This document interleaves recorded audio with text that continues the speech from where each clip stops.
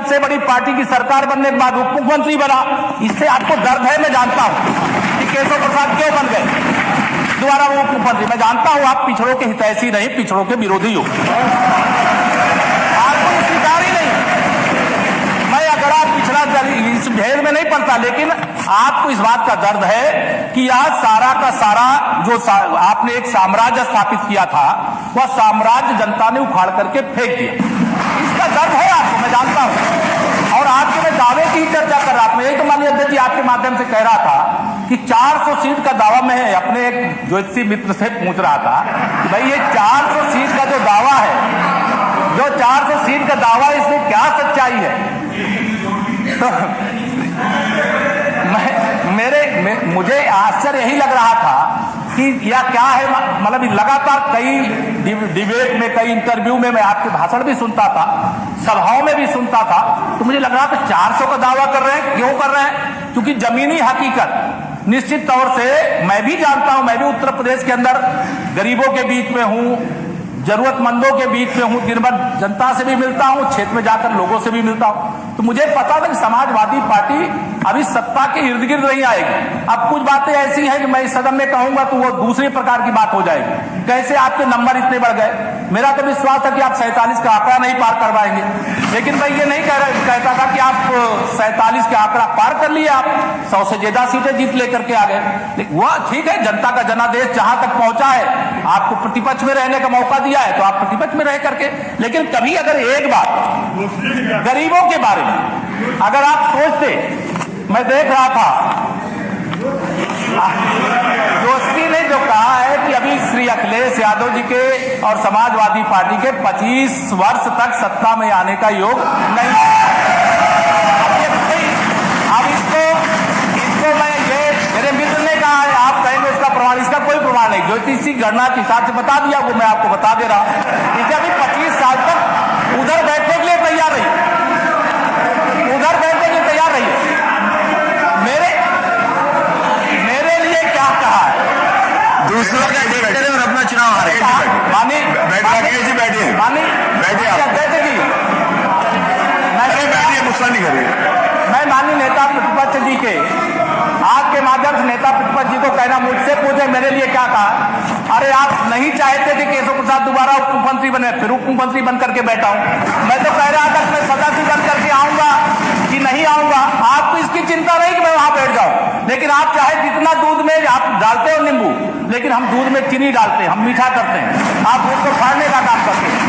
हम सब एकजुट होकर के सरकार को चलाए।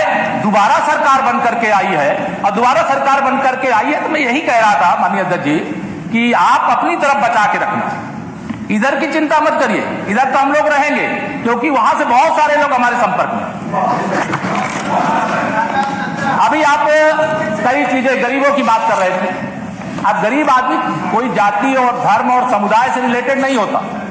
मैं भी गांव का रहने वाला हूं। जिस गांव में अब नगर पंचायत बन गई है, जहां मैं रहता, मेरा भी घर जहां था, कभी हम लोग कल्पना नहीं करते थे कोई हमारे घर में कोई शौचालय बन जाएगा, कभी कल्पना नहीं करते थे कि हमारे घर में भी बिजली लग जाएगी। मैं स्वयं संगठन का काम करता था, कभी सोचा नहीं था कि एक गैस का कनेक्शन मेरे घर में आ जाए। मैं दूसरों की बात नहीं करता, पूरा प्रदेश इसका साक्षी। लेकिन आज जब ये आंकड़ा देखता हूं कि 1 करोड़ 41 लाख गरीबों के घर में बिजली का कनेक्शन फ्री में पहुंचाने का काम सौभाग्य योजना के माध्यम से प्रदेश की सरकार ने कर दिया। आप उस गरीब का दर्द अपने सरकार के समय दूर नहीं किए। आपको गरीब की, पिछड़ों की, वंचितों की किसी की चिंता नहीं थी, हमारी सरकार को चिंता। आप प्रधानमंत्री आवास योजना में देख रहा था, आज के कार्यकाल में तो माननीय प्रधानमंत्री जी ने 2014 में सरकार बनने के बाद तत्काल योजना प्रारंभ कर दी थी, लेकिन आप तो 1 लाख का आंकड़ा भी नहीं छू पाए। आप सोचते थे अगर प्रधानमंत्री आवास बन जाएगा तो साइकिल पंचर हो जाएगी। मैं उस समय संसद में पहुंच गया था माननीय अध्यक्ष जी, और संसद में पहुंच करके मैं उस समय संयोग से मेरी पार्टी ने मुझे प्रदेश का अध्यक्ष बना दिया था 2016 में। मैं कहता था कि आप केंद्र सरकार की जो योजना है उस योजना को उत्तर प्रदेश के गरीबों के लिए आने दो, लेकिन हर काम में बैरियर लगा करके खड़ा करने का काम अगर किसी सरकार ने सबसे अधिक किया था तो मेरा भी जो अनुभव है 2012 से लेकर के 2022 तक का, तो श्री अखिलेश जी के नेतृत्व वाली समाजवादी पार्टी की सरकार ने केंद्र सरकार की योजना यूपी में ना आने पाए, इसके लिए कदम कदम पर बाधा डालने का काम किया। और उसके कारण मैंने कहा आने देते तो प्रदेश का भला होता, प्रदेश के लोगों का भला होता। अगर नहीं आने दोगे तो इससे ज्यादा आपका नुकसान होगा। और जनता ने वही किया। उस समय जो आपके हालात हुए, आप 300 सीट जीतने का दावा कर रहे थे 2017 में, लेकिन आपकी नीतियां अगर सही होती, आपके कार्य अगर सही होते, तो निश्चित तौर से आप फिर जीत करके आते, आप फिर यहां बैठते। लेकिन आपको जनता ने एक बार नहीं दूसरी बार नकार दिया, और दूसरी बार विधानसभा में नकारा, और 2 बार लोकसभा में नकारा। कभी आप कांग्रेस के साथ गए, तब भी आपको जनता ने नहीं स्वीकार किया। कभी आप बुआ जी से मिल गए, तब भी आपको जनता ने स्वीकार नहीं किया। मेरा ये कहने का, गरीबों के लिए जो हमारी सरकार ने काम किया, मैं अभी उज्ज्वला योजना की आप प्रशंसा कर रहे थे। अरे इस बात की प्रशंसा, ये कोई साधारण बात नहीं है कि 1,67,00,000 गरीब माताओं बहनों के घर में गैस का कनेक्शन पहुंच गया। और जो उज्ज्वला योजना के अंतर्गत गैस का निःशुल्क कनेक्शन देने का काम किया गया, वो उनको गैस का कनेक्शन मिलने के बाद वो गैस भी भरा रहे हैं। आपको पता इसलिए नहीं होगा क्योंकि आप गरीब के संपर्क में नहीं है। अभी आपको फिर खराब लगेगा, आप गुंडों, अपराधियों और माफियाओं के संपर्क में देगा, इसलिए आपको परेशानी। अगर गरीब के संपर्क में होते और गरीब की चिंता करते तो शायद आप कुछ और आपके नंबर बढ़ जाते, लेकिन आपको गरीबों की चिंता थी ही नहीं ना है। देखिए, हम पे एक भी मुकदमा हो तो बता दें। गरीब की चिंता अभी बता दीजिए। मैं बता दूंगा, अभी सब कुछ बता दूंगा। गरीब की चिंता नहीं है, पिछड़ों की चिंता नहीं है। अभी रोजगार की बात कर रहे थे। मैं तो प्रयागराज का रहने वाला हूं। अरे अभी सुनिए, मेरी पार्टी का जितना समय होगा मैं लेकर के बोलूंगा, आप परेशान मत होइए। माननीय नेता सुनने का साहस करिए। अभी तो शुरुआत हुई है, कोई समय नहीं था, जितना उन्होंने बोला उनको।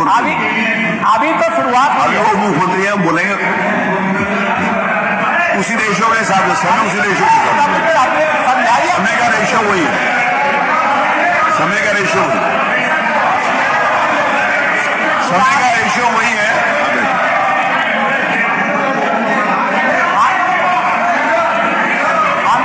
हम आप माननीय, आप सुनो, अरे सुनने की अभी माननीय मुख्यमंत्री जी ने नेता आप नहीं, समय उतना दे देना जितने में अपने मुकदमे बता दें बस।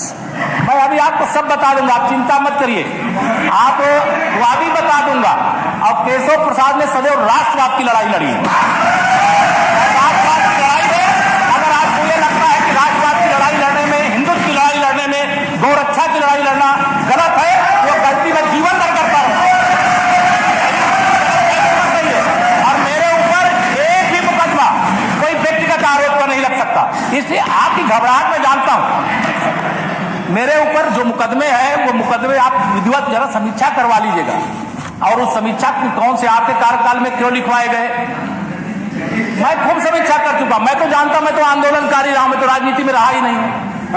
इसलिए मैं आंदोलनकारी रहा हूं, आंदोलन करने वालों के खिलाफ मुकदमे लिखे जाते हैं। मेरे पिताजी कोई मुख्यमंत्री नहीं थे, मेरे पिताजी थे गरीब किसान थे। बात है महोदय, ठीक है, मेरे पिताजी मुख्यमंत्री थे, लेकिन मैं ये नहीं कहूंगा अध्यक्ष महोदय कि ये क्या काम और करते थे। आप पेशेंस से रखिए थोड़ा सा। माननीय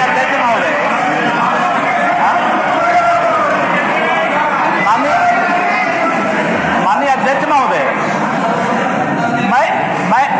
मैं चाय बेचता था, मैं अखबार बांटता था, मैं अपने खेत में काम करता था। आपको मेरी गरीबी का अगर मजाक उड़ाना है तो मजाक उड़ा लीजिए। अध्यक्ष महोदय करता था, आपको लेकर मुझे उस पर गर्व है। अध्यक्ष महोदय, अगर ये चाय बेचते थे तो हम माननीय सदस्य सब लोग चाय पीने चलेंगे। नहीं अध्यक्ष जी, देखिए मैं उत्तर प्रदेश के अंदर कन्नौज संसदीय सीट, माननीय नेता प्रतिपक्ष ऐसा कह रहे हैं इसलिए मैं बता रहा हूं। एक कन्नौज लोकसभा सीट है, वहां से माननीय नेता प्रतिपक्ष सांसद हुआ करते थे। वहां एक हमारे पार्टी के कार्यकर्ता नीरज मिश्रा की हत्या हुई थी। उस समय सरकार किसकी थी? वह हत्या कैसे हो गई थी, उसके अभियुक्त कौन थे वो बता दे। मैं तो इस तरह के किसी मैं तो आंदोलन का बताया, मैं तो हिस्सा था, और आंदोलन का हिस्सा होने के कारण अगर मेरे आंदोलन के मुकदमे आपको दिखाई दे रहे हैं तो आंख की भी जांच करा दीजिए। मैं आपसे इनके निवेदन करूंगा। माननीय अध्यक्ष जी, मैं आपके सामने, मैं चूंकि प्रयागराज का रहने वाला हूं, प्रयागराज से जुड़ी हुई दो बातें आपने कही। प्रयागराज से जुड़ी हुई एक तो सरकारी नौकरियों की बात है। जैसे कि समाजवादी पार्टी की सरकार थी 2017 तक, तो सारे उत्तर प्रदेश के नौजवानों को इन्होंने नौकरी दे दी थी, और आदरणीय योगी आदित्यनाथ जी के नेतृत्व में सरकार आई तो सारे लोगों को नौकरी से निकाल दिया गया हो, ऐसा आरोप लगाते हैं। वो आयोग उस समय भ्रष्टाचार आयोग बन गया था, समाजवादी आयोग बन गया था, और उसके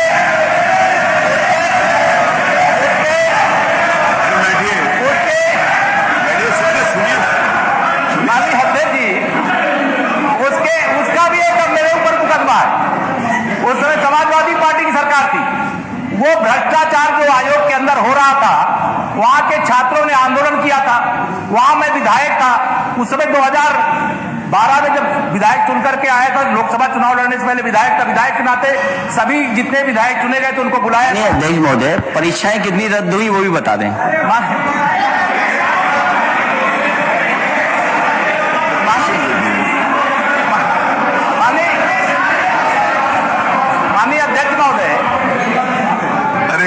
माननीय अध्यक्ष महोदय, आजकल एसआई की परीक्षा में जो धांधली हुई है वो माननीय सचिव बता देंगे कितने पकड़े गए उसमें अभी तक लोग।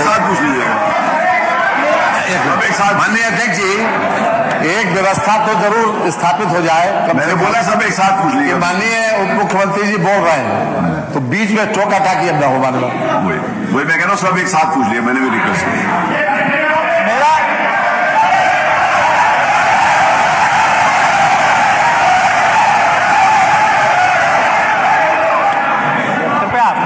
पूरी बात समय जो है मैं बता रहा हूँ, मान्यवर जो समय है ना वो संख्या के आधार पर निर्धारित होता है। मेरी बात सुन लीजिए, मेरा निवेदन सुन लीजिए। संख्या के आधार के ऊपर निर्धारित होता है, और जिस प्रकार की जितनी रेशियो के हिसाब से संख्या होती है उस हिसाब से।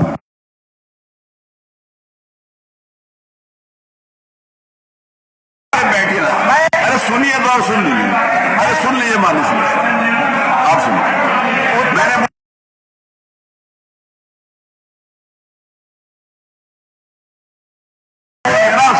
राजनीतिक दलों के हिसाब से समय होगा। मैं आपका लिस्ट भेजूंगा, अगर आपको कम मिला होगा तो ज्यादा दे दूंगा। मैं उत्तर प्रदेश लोक सेवा आयोग सहित प्रदेश के जितने भी भर्ती आयोग थे उनकी मैं चर्चा कर रहा हूँ। अभी माननीय नेता प्रतिपक्ष ये कहे कि आपके ऊपर कितने मुकदमे हैं बता दीजिए। एक मुकदमा, आप मुख्यमंत्री थे और जो भर्तियों में भ्रष्टाचार हो रहा था उसके खिलाफ छात्रों का आंदोलन था, एक जनप्रतिनिधि के नाते उसमें मैं शामिल होने के लिए गया, और उसमें शामिल होने के लिए गया तो आपने मुझे मुख्य अभियुक्त बना दिया। क्यों बना दिया वो मैं आप तक समझता हूं, क्योंकि मैं पिछड़े वर्ग से आता था। आपको बर्दाश्त ही नहीं था कि केशव प्रसाद क्यों वहां पर गया। माननीय अध्यक्ष महोदय, मैं केवल ये कहना चाहता हूं, आपने कहा कि रोजगार हमारी सरकार में, मैं भी गांव का रहने वाला हूं, यहाँ तमाम माननीय सदस्य जो बैठे हैं गांव के बैकग्राउंड वाले हैं। पिछली सरकार के समय बिना पूजा कुछ चढ़ाए किसी नौजवान को नौकरी नहीं मिलती थी, और आज मैं इस सदन में दावे के साथ कह सकता हूं कि उत्तर प्रदेश का एक भी नौजवान ये आरोप नहीं लगा सकता है कि आदरणीय योगी जी के नेतृत्व में भाजपा की सरकार ने पैसा देकर के नौकरी। अब कोई नकल कराने वाला गैंग, ये आपकी उपलब्धि है, मैं मानता हूं कि आपकी जब सरकार थी।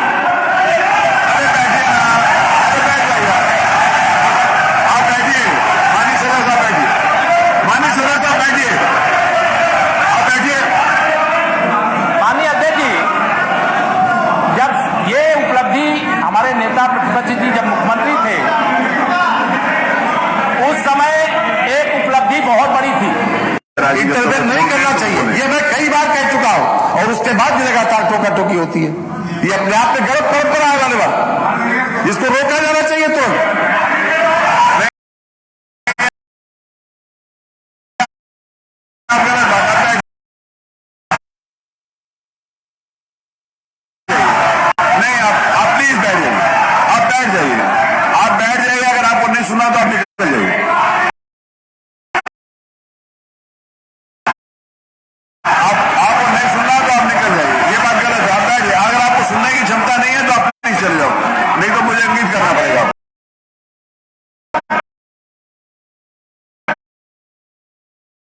पीछे।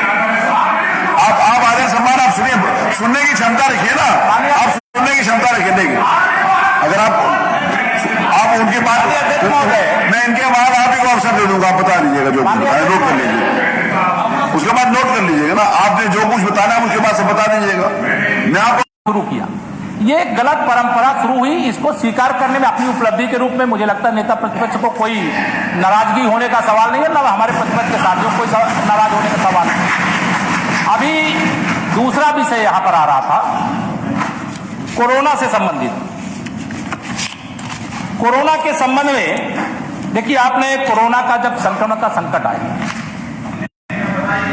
अब उस कोरोना संक्रमण के संकट के समय हमारे देश के माननीय प्रधानमंत्री जी ने प्रदेश के आदरणीय मुख्यमंत्री जी के नेतृत्व में कोरोना के खिलाफ कौन है टिप्पणी कर रहा है? कोई नहीं टिप्पणी, आपको कहां से सुनाई पड़ रही है? शानदार, आपको कहां से सुनाई पड़ रही है? कोई नहीं है वहां पर, कोई टीका टिप्पणी नहीं कर रहा, कोई टीका टिप्पणी नहीं कर रहा। मैंने उसका भिजवाया ऊपर देख के, वो उसका कैमरा चालू है, अगर कोई भी ऊपर टिप्पणी नहीं कर रहा।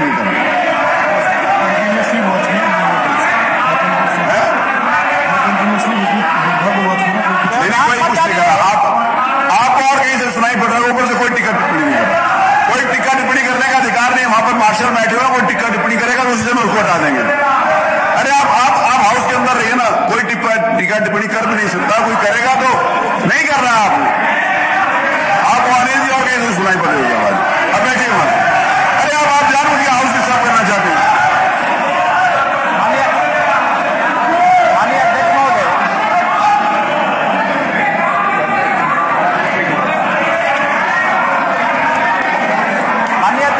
अभी देखिए मार्शल,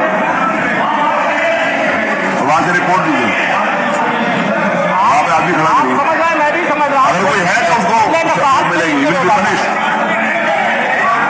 आप बताइए। माननीय अध्यक्ष महोदय, माननीय कृष्ण, अभी मैं जब सुन रहा था माननीय नेता प्रतिपक्ष को, तो उन्होंने कोरोना के समय की चर्चा की। पूरी दुनिया में हिंदुस्तान की प्रशंसा करने वाले, अभी कल ही हम देख रहे थे क्वाड में, जापान में हमारे देश के माननीय प्रधानमंत्री जी गए थे। अमेरिका जैसे सभी सुविधाओं से युक्त संपन्न देश का राष्ट्रपति उसकी प्रशंसा कर रहा है कि भारत ने बहुत शानदार ढंग से कोरोना के संक्रमण से निपटने का काम किया। उत्तर प्रदेश पूरी दुनिया के आबादी में 5वें नंबर पे हमारा स्थान आता है, और जितने शानदार ढंग से कभी हमारे नेता प्रतिपक्ष ये चर्चा कर देते, हाँ उत्तर प्रदेश की आबादी 23 करोड़ से अधिक है और महाराष्ट्र की आबादी उससे कम है, केरल की आबादी उससे कम है, बाकी राज्यों का भी उल्लेख करते, एक लाइन कह देते कि हाँ आदरणीय योगी जी के नेतृत्व में शानदार ढंग से कोरोना संक्रमण के खिलाफ लड़ाई लड़ी गई, और लड़ी गई। आपको देखिए, मैं अभी मेरी बात को अभी फिर मैं जानता हूं उधर से बुरा मानेंगे, लेकिन मैं कहूं कि आपने कहा देश के वैज्ञानिकों ने दिन रात तपस्या करके कोरोना की वैक्सीन तैयार की, और हमारे नेता प्रतिपक्ष ने कहा हम कोरोना का टीका नहीं लगाएंगे, ये बीजेपी का टीका है। और मैं आरोप लगा, इनको ना तो कोरोना का टीका पसंद है ना माथे का टीका पसंद है, माथे का टीका लगाता हूं, कोरोना का टीका नहीं लगाता आया। अब महोदय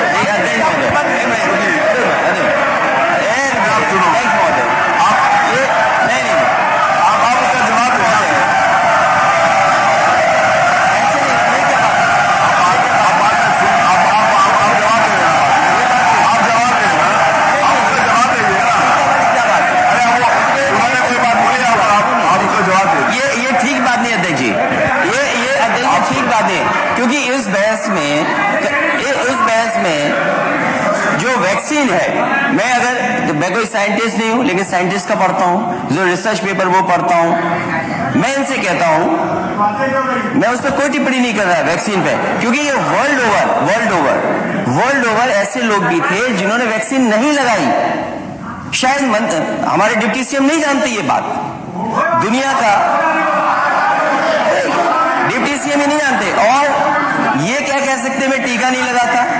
अरे उन्होंने कहा आप पिछड़ों को बर्बाद कर रहे हो, बैठ करके पिछड़ों को धोखा दिलवा रहे हो, वो आपको याद ही नहीं है, और आपको अपमान भूल गए, जो तख्ती लगी थी हटा दिया गया। आप शांत रहिए।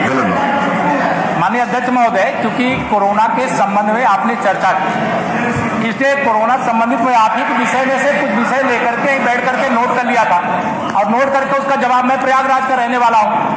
अब प्रयागराज का रहने वाला हूँ, अभी आपने कहा वो लाशों के ढेर, मैं चाहूंगा कि जैसे आप प्रतिनिधिमंडल सरकार को बदनाम करने के लिए भेजते थे, एक प्रतिनिधिमंडल आज भेज दीजिए। आज तो कोरोना कारणम होते नहीं हो रही हैं। वो प्रयागराज की धरती में बहुत बड़ी संख्या में पूर्वांचल के लोग गंगा जी के तट पर जाते हैं। आज भी वहां जाकर के देखेंगे तो वहां बहुत सारे लोग गंगा जी के किनारे बालू के नीचे अपने परिवार के जो सदस्य उनके नहीं रहे इस धरती पर, उनको जाकर के वहीं दबा करके बालू के अंदर आते हैं, वहां ऊपर वो रामनामी डाल देते हैं। वो सब आज भी दिखाई दे रहा है, अगर आप देखेंगे तो आपको दिखाई देगा। लेकिन अगर आप चश्मा ही ऐसा लगाए रहेंगे कि हमें तो सरकार की मतलब कमियां खोजनी है, तो चश्मे से तो वो नहीं दिखाई देगा।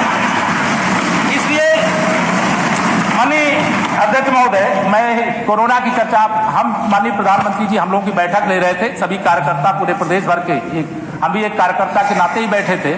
उन्होंने कहा कि हम सबका प्रथम कार्य क्या है।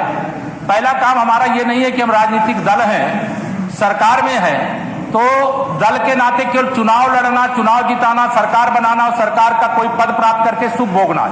हमारा प्रथम कर्तव्य यह है कि हम लोगों की सेवा प्रथम अपना लक्ष्य रखें, कोई भूखा न रहे। यह मंत्र हमको दिया गया, सरकार के माध्यम से जो हम कर सकते थे वह भी किए। पार्टी के हमारे एक एक कार्यकर्ता दिन रात तपस्या किए। मैं आरोप नहीं लगा रहा, लेकिन यह सच है कि मुझे जो जानकारी में फीडबैक भी लेता था, कोई हमारे समाजवादी पार्टी के मित्र कोरोना काल में कोई भूखे को भोजन कराते हुए नजर नहीं आए। माननीय अध्यक्ष महोदय, तो कोरोना काल में कोरोना का इतना बड़ा संकट आया, कोई भूखा ना रहे, इस संकल्प के अनुसार प्रधानमंत्री गरीब कल्याण अन्न योजना शुरू हुई। अब उस अन्न योजना के कारण से प्रदेश के 14 करोड़ से अधिक लोगों को प्रति यूनिट 5 किलो राशन 2 साल से अधिक समय से मिल रहा है। आपको नहीं दिखाई दे रहा, मैं क्या बताऊं, आप आपकी अपनी जांच करा लीजिए, आपको दिखाई देने लगेगा। अगर हमारी सरकार ने अच्छा काम किया है तो उसकी प्रशंसा करना। आप दुनिया के अंदर जितने भी देश हैं, जितनी भी आबादी है, देश के अंदर जितने भी प्रदेश हैं, उन प्रदेशों के आंकड़े मंगा लीजिए। कोरोना की वैक्सीन प्रदेश के हिसाब से सबसे अधिक उत्तर प्रदेश में लगी है, आबादी के अनुपात में। देश के अंदर दुनिया के किसी भी देश की आबादी की तुलना में सबसे अधिक वैक्सीन लगी है। आज भी थोड़ा कोरोना की आहट है, लेकिन वो वैक्सीन, हमें अपने वैज्ञानिकों की तपस्या पर भरोसा है। लेकिन आपको हर जगह भाजपा दिखाई देती है, कमल दिखाई देता है, मैं क्या कर सकता हूँ, मुझका कोई दवाई नहीं। अब भाजपा की वैक्सीन आप जिस समय बताए, मैं सुन करके आश्चर्य कर रहा था कि आप जैसा कहते पढ़े लिखे हो, आप बहुत योग्य मुख्यमंत्री रहे हो, नेता प्रतिपक्ष हो, समाजवादी पार्टी के राष्ट्रीय अध्यक्ष हो, तो कम से कम इस प्रकार की बात, टीका नहीं लगाना। आप कल्पना करिए, नहीं लगाए होते लोग तो अब तक कितने लोग मर गए होते।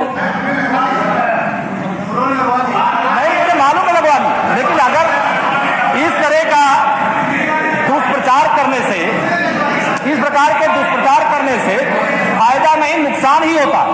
इसलिए मैं आपसे यही चाहूंगा कि आप अपनी बात को निश्चित तौर से, आप प्रतिपक्ष में हैं, सरकार को जो अच्छी आप बातें बताना चाहते बताने का अधिकार है, आप बताइए। सरकार जो आपकी अच्छी बातें होंगी उनको सुनेगी। आप एक एक्सप्रेस वे को लेकर के, अरे आप कल्पना करिए कितने एक्सप्रेस वे बन रहे हैं इस समय, आपने घोषणा कर दी। कितने पहले में जो पूरे प्रदेश के हालात थे, कई सदस्य यहाँ पर आपके बैठे होंगे, अभी नहीं बताएंगे आपके सामने सार्वजनिक रूप से, लेकिन वो आप अलग से पूछ लीजिए कि बताएंगे। कोई भी माननीय सदस्य, मैं पिछली बार पीडब्ल्यूडी मंत्री था, कोई भी विपक्ष का भी सदस्य अगर आया होगा, अपने क्षेत्र की समस्या बताया होगा, तो उस समस्या को भी मैं भी और मेरी पूरी सरकार माननीय योगी जी के नेतृत्व में उस समस्या का समाधान पूरी जिम्मेदारी से किया। तो अच्छी चीजों का भी गौरवगान करना चाहिए। मैं इसी सदन में था, माननीय अध्यक्ष इसी सदन में था, आप भी उस समय सदन के सदस्य थे। उस समय एक जनेश्वर मिश्र जी के नाम से ग्राम सड़क, मैं नहीं जानता था, उस समय नया नया सदस्य था। मैं सोचा सभी विधानसभा क्षेत्रों में योजना आई है, सबके यहाँ जाएगी। मैं भी चिट्ठी दिया तो वहां किसी अधिकारी ने मुझे बताया नहीं, आप भाजपा वाले हो, आपको नहीं मिलेगा। लेकिन मैंने कहा ये तो गलत बात है भाई। और उस समय बहुत सारे पक्ष और विपक्ष देख करके निर्णय होते थे, लेकिन हमारी सरकार में सबका साथ, सबका विकास, सबका विश्वास, सबका प्रयास, इस विषय को लेकर के पूरी ईमानदारी के साथ काम किया गया। और इस ईमानदारी के साथ अगर हम काम नहीं किए होते तो जिस प्रकार से आप दावा कर रहे थे, चुनाव के दौरान मेरे सदस्य यहाँ पर बैठे होंगे, हम लोग तो झगड़ा टालते टालते परेशान थे। समाजवादी पार्टी के गुंडे, अपराधी, माफिया हर गांव गली गलियारे में झगड़ा कर रहे थे और उस झगड़े से बचना मुश्किल हो रहा था कि हम लोग कितना झगड़ा टाले हैं। वो उस बात को शायद मैं समझता हूँ मेरे जो इधर बैठे साथी होंगे इस बात को अच्छी तरीके से समझते होंगे। आप बोलिएगा ना, आप उसका जवाब दीजिएगा। माननीय ओम प्रकाश जी, आप उसका जवाब दीजिएगा ना।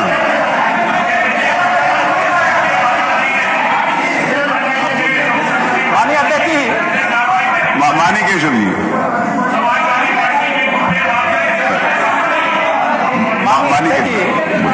समाजवादी पार्टी के समय में, मायावती पार्टी के समय में पुलिस हो चाहे प्रशासन हो, उसका पूरी तरह से सपाकरण कर दिया गया।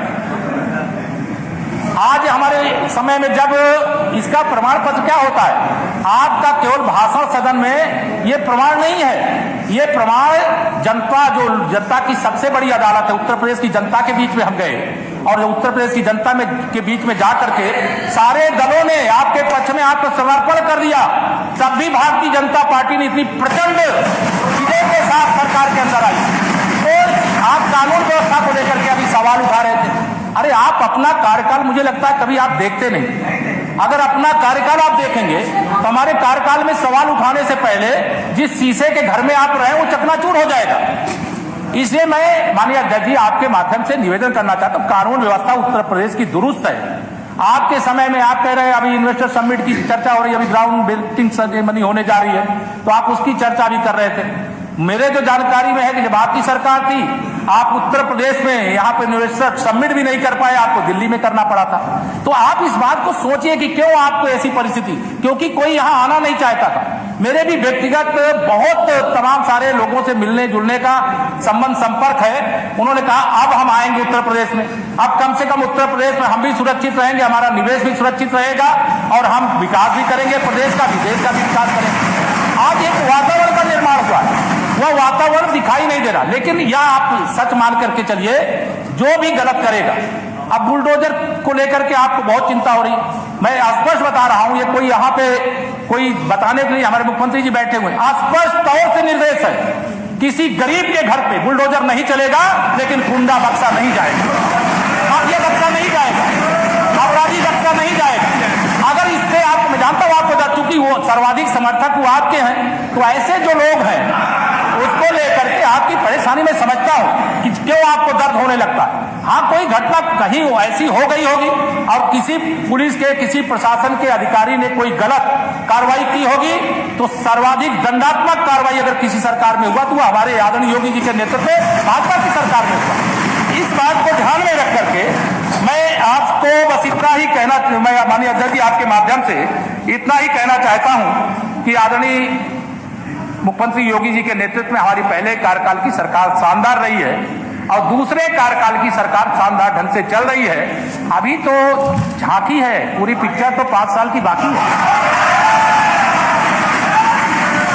या तो अपराधी अपराध करना छोड़ देंगे, या तो उत्तर प्रदेश छोड़ देंगे, या मैं पूरे विश्वास से कह सकता हूं। और इसके आधार पर मुझे लगता है कि अगर सही रास्ते पर चलने वाले लोग उत्तर प्रदेश में आपके पार्टी में भी हो और वो चलना चाहेंगे तो आप निश्चित तौर से उनके लिए कोई परेशानी नहीं है। आप एक माननीय विधायक का यहाँ पे विषय उठाए, लेकिन कोई, क्या सभी विधायकों को विषय उठा सकते? जो गलत नहीं होगा उसके खिलाफ कार्रवाई नहीं होगी, लेकिन जो गलत होगा उसके खिलाफ कार्रवाई हो तो आप भी खड़े होकर के सदन में कि नहीं आपने गलत के खिलाफ कार्रवाई की है, इसका हम समर्थन करते हैं। लेकिन आप नहीं कर सकते, क्योंकि अगर आप ऐसा कर देंगे तो निश्चित तौर से अभी आपको लगेगा कि आपका वोट बैंक खतरे में पड़ गया। आप वोट बैंक के खतरे को देखते हैं और वोट बैंक के खतरे के कारण जनाधार समाप्त होने के डर से आप इस प्रकार की बातें मैं आज सदन में सुन रहा था। इसके पहले भी आप विधान परिषद में थे, मैं आपके सामने आता था, लेकिन आप आज जिन सदस्यों की बात कही, जिनके बारे में बात कही, इनके बारे में आप, मैं पहले कार्रवाई तो जो गलत होगा उसके खिलाफ हो रही है। माननीय न्यायालय ही अंतिम अथॉरिटी है, वो जो निर्णय देगा सरकार उसको स्वीकार करती है। लेकिन आप आज जो विषय उठा रहे हैं उसके पहले आपने कभी नहीं उठाया था। ये तो वोट बैंक का डर है। आप वोट बैंक का डर है, वोट बैंक का भय है, जो अंदर खाने आपने बात की, आज सार्वजनिक की आपकी बात जो है सब संदेश चला जाए कि आप सबसे बड़े हितैषी हैं।